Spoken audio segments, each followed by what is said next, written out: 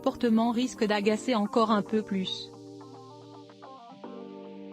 Ce lundi 3 avril, la presse anglaise rappelle que c'est aujourd'hui la date limite pour répondre à l'invitation au couronnement de Charles III. 2000 personnes sont invitées, loin des 8000 convives présents au sacre d'Élisabeth II en 1953.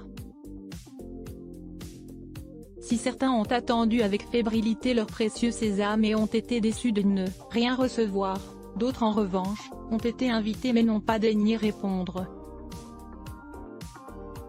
C'est le cas de Meghan Markle et du prince Harry. Si le couple de Sussex a bien confirmé avoir reçu une invitation le mois dernier, il n'a pas précisé encore s'il rejoindrait la famille royale sur les bancs de l'abbaye de Westminster le 6 mai prochain. Une décision pourrait donc être imminente.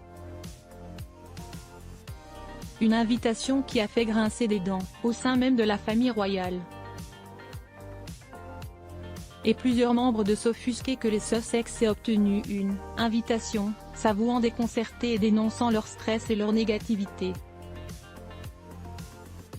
Pour couronner le tout, les exilés de Monte Quito ont formulé quelques exigences avant de faire connaître leur décision. Certaines envisageables, d'autres quasi impossibles. En janvier dernier, lors d'une interview coïncidant avec la sortie de ses mémoires, le duc de Sussex avait été interrogé sur sa présence ou non au couronnement aux côtés des Windsor. Il avait semblé esquiver la question, se contentant de répondre que la balle est dans leur camp. Photo, l'année 2022 mouvementée de Meghan Markle et Harry en images. S'ils finissent par répondre présent, les Sussex seront surveillés comme le lait sur le feu. S'ils sortent durant ne serait-ce que d'un orteil, ils seront bannis de tous les événements royaux, déclare une source proche de la famille royale britannique comme les British Mirror, car il y a peu de rameaux d'olivier que Charles peut offrir.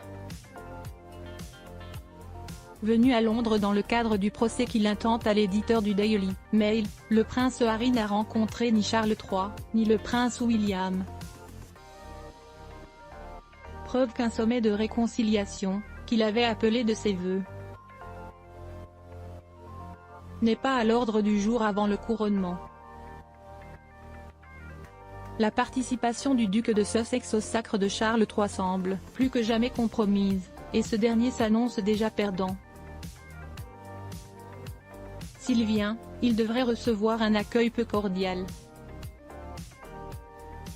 Mais s'il n'assiste pas au couronnement, les Windsor, pour ne jamais le lui pardonner. Crédit photo, agence Best Images.